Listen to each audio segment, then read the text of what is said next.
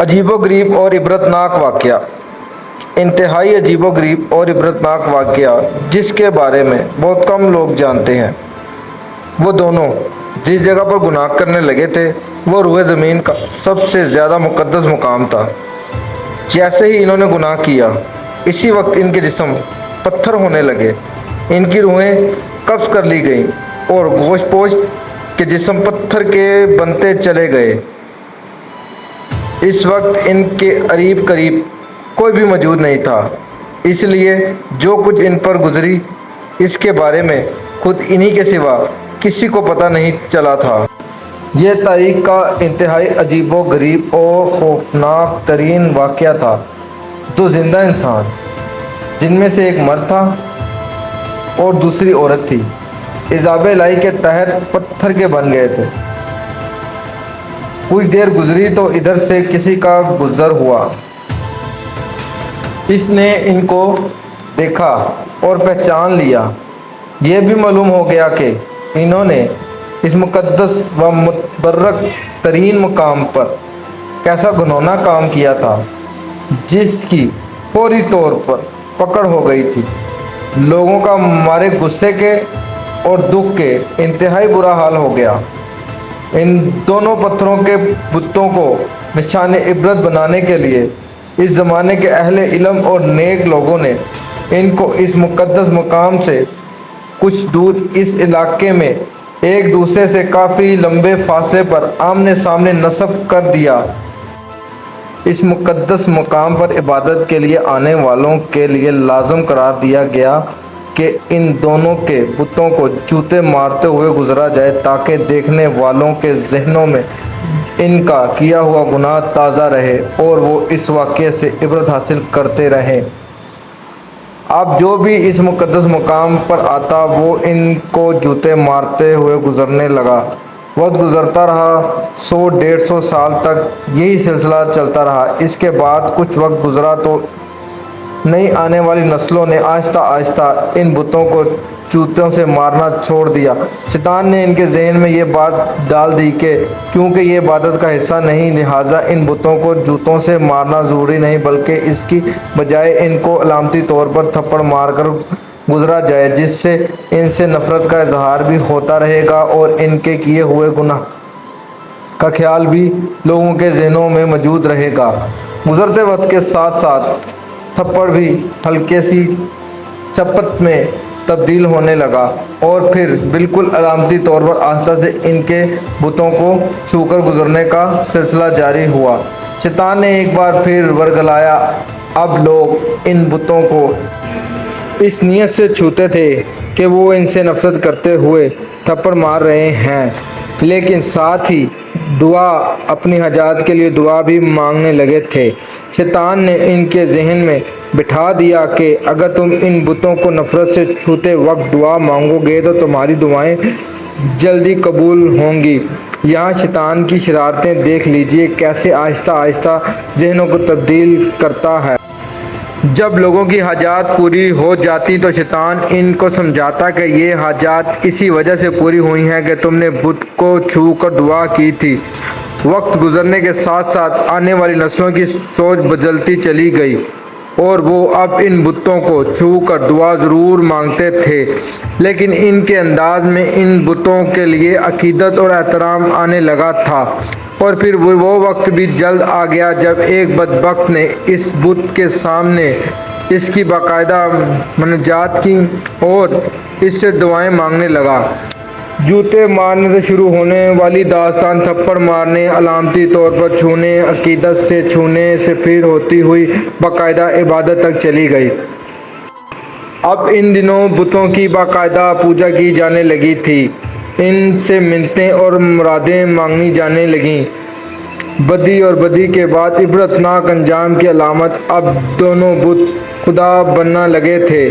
एक वक्त आया कि इन बुतों को सजदे किए जाने लगे, इनके सामने कुर्बानी की जाने लगी और इनका शुमार बड़े बुतों में किया जाने लगा। फिर ये अंधेरी रात और ज़्यादा गहरी होती चली गई, यहाँ तक कि एक दिन रश्द व हदायत का एक सूरज तुलू हुआ जिससे वो पूरा खित्ता और شاد رنگ عالم جگمگا اٹھے، دنیا سے جہالت چھٹنے لگی۔ ایک عظیم ہستی نے ساری دنیا میں ایک ایسا عظیم انقلاب برپا کر دیا تھا جس نے روز قیامت تک جاری و ساری رہنا تھا۔ ایک دن عرب کا وہ بادشاہ جو غریبوں کا والی اور بے کسوں کا سہارا تھا، فاتح بن کر اس مقدس زمین میں آن پہنچا۔ ان کی ایک نگاہ سے بت اور بت پرست اٹھ کر بکھرنے لگے۔ لوگ توبہ طیب ہو کر بتوں سے دور ہونے لگے۔ سب کو اپنے سچے خالق و مالک کی پہچان ہونے لگی۔ ہزاروں سالوں سے یہ پیاسی زمین، یہ کرۂ ارض ہدایت سے سیراب ہونے لگی۔ زمین و آسمان کے مخلوق نے حیرت سے اس عظیم الشان انقلاب کا منظر پہلی بار دیکھا تھا۔ ایک دن آپ صلی اللہ علیہ وسلم اپنے سب سے پیارے ساتھی علی رضی اللہ عنہ کے ساتھ خانہ خدا میں داخل ہوئے۔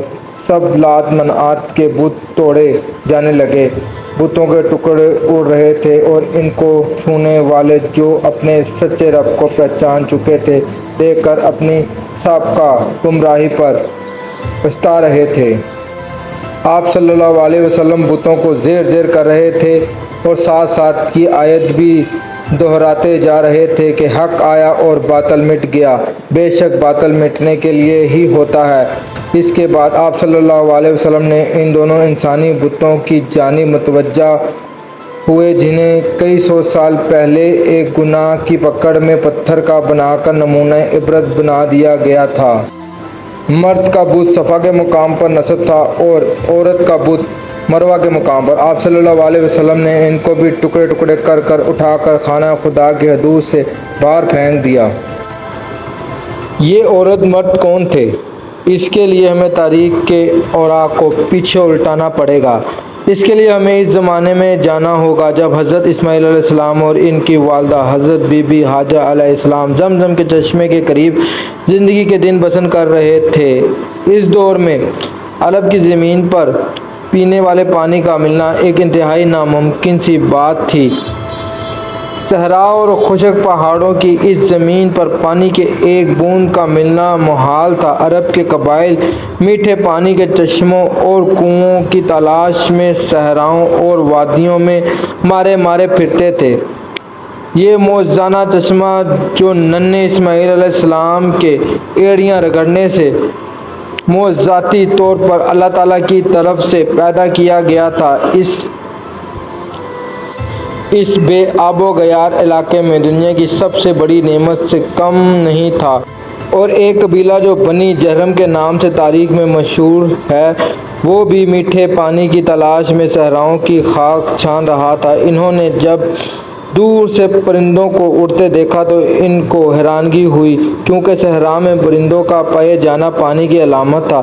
چنانچہ وہ سارا قبیلہ اسی جانب چل پڑا۔ انہوں نے جب ایک خاتون اور چھوٹے سے بچے کو اس ٹھنڈے میٹھے پانی کے چشمے کے قریب دیکھا تو وہ بہت حیران بھی ہوئے، اور اس علاقے میں جہاں پانی کا نام و نشان نہیں تھا، اللہ کی قدرت سے ایک چشمے کو رواں دیکھ کر بے حد حیران ہوئے۔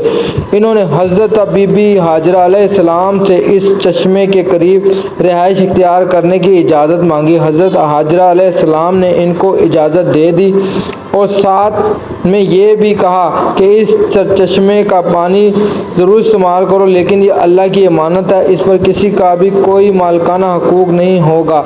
قبیلے والوں نے اس شرط کو قبول کر لیا اور یہاں پر ہی آباد ہو گئے۔ جب وقت گزرنے لگا، جب حضرت اسماعیل علیہ السلام کی بی بی حاجرہ علیہ السلام نے نوجوان اسماعیل کی شادی اس قبیلے جہرم کی ایک لڑکی سے کر دی، اور یوں رفتہ رفتہ حضرت اسماعیل علیہ السلام کی اولاد خوب پھولی پھلی، اور یوں مکہ، جس کا اصل نام بکہ تھا، ایک آبادی کی شکل اختیار کر گیا۔ قبیلہ جہرم والے کافی عرصہ تک تو سیدھے راستے پر رہے، لیکن پھر آہستہ آہستہ ان میں خرابی پیدا ہونا شروع ہو گئی۔ اب انہوں نے کعبہ شریف کے انتظام سنبھال لیا اور حج کے لیے آنے والے لوگوں سے ملنے والا ہدیہ خود سمیٹنے لگ گئے، اور یوں رفتہ رفتہ ان کے اندر جرائم پیدا ہونا شروع ہو گئے۔ تب اللہ تعالیٰ نے ان کو سزا دینے کے لیے ان سے زمزم چھین لیا اور زمزم کا پانی خشک ہو گیا۔ وقت گزرنے کے ساتھ ساتھ زمزم کے نشان تک مٹ گئے۔ اب کسی کو معلوم بھی نہیں تھا کہ یہاں زمزم نام کی کوئی چشمہ ہوا کرتا تھا۔ اسی قبیلے کا ایک شخص جس کا نام مزاز بن عمرو تھا، بہت ہی نیک اور بااثر شخص تھا۔ اس نے قوم کو بہت سمجھایا، ان کو بہت سے خطبے دیے، اللہ تعالیٰ کے عذاب سے ڈرایا، لیکن ان پہ کوئی اثر نہ ہوا۔ جب یہ قبیلہ اپنے برے کاموں سے باز نہ آیا تو ایک رات مزاحم نے سوچا کہ یہ لوگ جس طرح کعبہ شریف کی ہدیوں کی صورت میں آمدن کھانے لگے ہیں، کسی دن یہ حج کرنے کے لیے آنے والوں کی طرف سے چڑھائے گئے قیمتی ہدیے، جن میں سونے چاندی کی کچھ اشیاء شامل تھیں، وہ بھی چرا لیں گے۔ انہوں نے رات کو اپنے بیٹے کو ساتھ لیا اور کعبہ کے اندر موجود سونے کی قیمتی ہدیے اٹھائے اور جس جگہ زمزم کا چشمہ ہوا کرتا تھا اسی جگہ کھدائی کر کے یہ سب قیمتی ہدیے وہاں چھپا دیے۔ اب جیسا کہ اللہ تعالیٰ کسی قوم کے بگڑنے پر اس قوم کی دوسری قوم کے ہاتھوں عذاب دیتا ہے، اس قوم کو بھی عذاب دینے کا فیصلہ کر لیا گیا اور ایک اور قبیلہ بنی جزائیہ کو ان پر مسلط کر دیا۔ بنی جزائیہ والوں نے بنی جرہم کو مار مار کر مکہ سے نکال دیا ہے۔ ان کے قبیلے کے کثیر تعداد میں افراد کو قتل بھی کر ڈالا اور یوں لٹے پٹے بنی جرہم یمن میں جا کر آباد ہو گئے۔ اس زمانے میں اس قبیلے کے ہاں ایک لڑکے اور ایک لڑکی نے جنم لیا۔ لڑکے کا نام اسعد بن یلا تھا اور لڑکی کا نام لیلا بنت زید تھا۔ دونوں جب جوان ہوئے ایک دوسرے کے عشق میں گرفتار ہو گئے اور انہوں نے آپس میں ناجائز تعلقات قائم کر لیے۔ ایک بار یہ دونوں حج کے لیے ایک قافلے کے ہمراہ مکہ مکرمہ گئے۔ خانہ کعبہ میں ان کو تنہائی میسر آئی تو انہوں نے ایک کبیر فعل کرنے کا ارادہ کر لیا۔ چنانچہ جیسے ہی گناہ کے مرتکب ہوئے تو انہوں نے عذاب الہی نے ان کو گھیر لیا، یوں وہ پتھر کے بت بنتے رہے۔ اس کے آگے کے حالات آپ نے تحریر کی ابتدا میں پڑھ لیے ہیں۔ جب ان کے بت نبی کریم صلی اللہ علیہ وسلم نے خانہ کعبہ کی حدود سے باہر پھینکوا دیے تو اس وقت مسلمانوں کے ذہن میں صفا و مرمہ کے دوران صحیح کے بارے میں شک و شبہ پیدا ہو گیا۔ وہ سوچنے لگے کہ کیونکہ صفا و مروہ پر دونوں کے بت پہلے نصب تھے جن کا طواف جاہلیت کے زمانے میں کیا جاتا تھا، لہٰذا اب ان کا صفا و مروہ کا طواف کہیں ان بتوں کی یاد میں طواف نہ ثابت ہو، جس کی وجہ سے ان پر بھی اللہ تعالیٰ کا عذاب نازل نہ ہو جائے۔ اس پر سورہ بقرہ کی آیات نمبر 158 نازل ہوئی، جس میں اللہ تعالیٰ نے ارشاد فرمایا، بے شک صفا اور مروہ اللہ تعالیٰ کی نشانیوں میں سے ہیں، سو جو شخص حج کرے بیت اللہ کا یا عمرہ کرے تو نہیں ہے کچھ گناہ اس پر، جو صحیح کرے، اور ان دونوں کے درمیان جو کچھ شخص دلی سے کرتا ہے کوئی نیک کام تو بے شک اللہ تعالیٰ بے قدر دان سب کچھ جاننے والا ہے۔ جزاک اللہ۔